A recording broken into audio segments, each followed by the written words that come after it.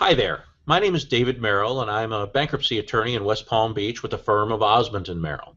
We're a bankruptcy firm that handles Chapter 7s, 11s, 13s, and 12s, and we're involved with most aspects of bankruptcy law in general. In addition, I also handle cases that are called adversary proceedings, which is a lawsuit in the bankruptcy court, and have had this practice, even though we're based in West Palm Beach and have an office in West Palm Beach. This practice is one that I enjoy throughout the state of Florida, and in fact, throughout the southeastern United States.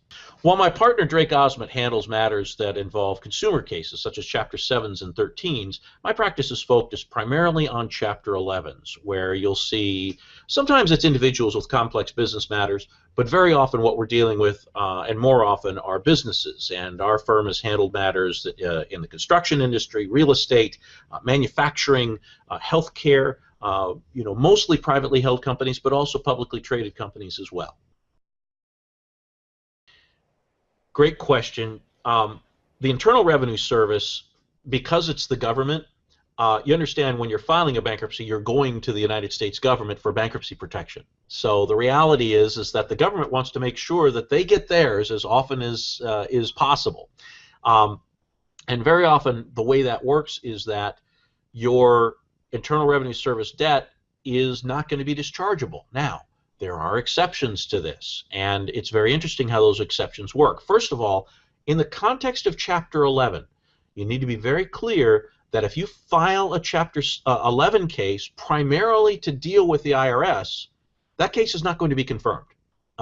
There is a specific code section that deals with what you need to do in order to be able to confirm a Chapter 11, and one of the giant prohibitions is the case can't have been filed primarily to treat an Internal Revenue Service problem. Now, all of that said, I will tell you candidly, if the IRS is the only issue that you've got, you don't need to file a bankruptcy, because there are some really great resolutions that we can talk to you about outside of the bankruptcy arena in order to resolve your situation with the IRS. Feel free to give us a call, again, a free consultation to talk about your tax situation, and we're happy to speak to you about that as well. Now, in the context of what you do with the dischargeability of an IRS debt, first of all, understand there are two primary types of debt when we're talking about the IRS. We're talking about your usual income tax. Everybody knows that. You pay it on the middle of April every year. But there's also something they call trust fund taxes. Now, a lot of individuals may not be aware of this, but business owners, very well aware of trust fund taxes and the problems and liabilities associated with them. Trust fund taxes are things like, from a federal standpoint, you'd be dealing with 940 and 941 tax. Now, for people not familiar with those numbers, what we're talking about are the taxes that relate to employment, your FICA and your FUTA and all of those types of things that come out of your check. Your employer pulls that money out of your check, and they hold it essentially in trust, hence why they call it a trust fund tax. And then they are supposed to forward that on along with the employer's portion onto the IRS. If you don't pay that, that's not dischargeable in any circumstance, because that's money that was never yours to begin with, or never the business's to begin with.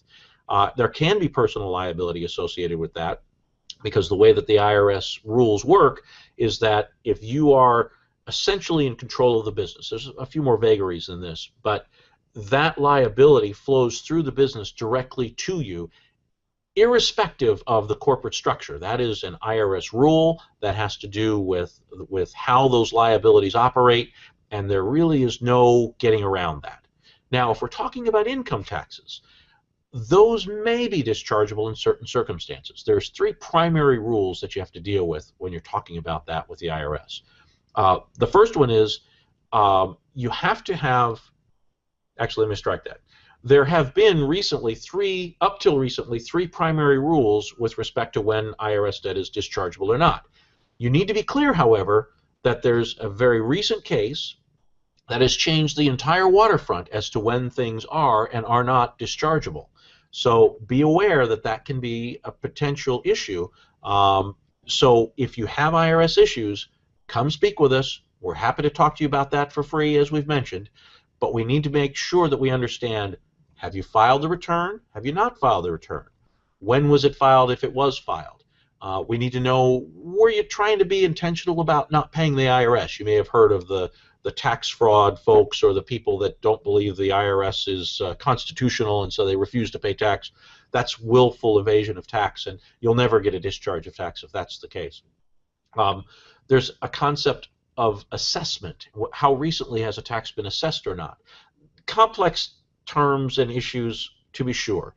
The bottom line is that there is a roadmap to where we may be able to get those debts discharged if you fall within certain categories, but we also need to be very mindful of the very recent changes in the law and juxtapose that in order to be able to determine whether that's dischargeable as well. This is David Merrill again, and I wanted to take a moment to thank you for taking the time to look through and watch the different information that we have for you on Chapter 11s and other chapters in bankruptcy. Drake and I at Ozment Merrill are happy to talk to you about any of these matters, and in fact, we offer an initial consultation that is free and would invite you to call us at 561-689-6789 at your convenience. We'll be happy to meet with you and talk about whatever the specific situation that you're facing is. Have a great day.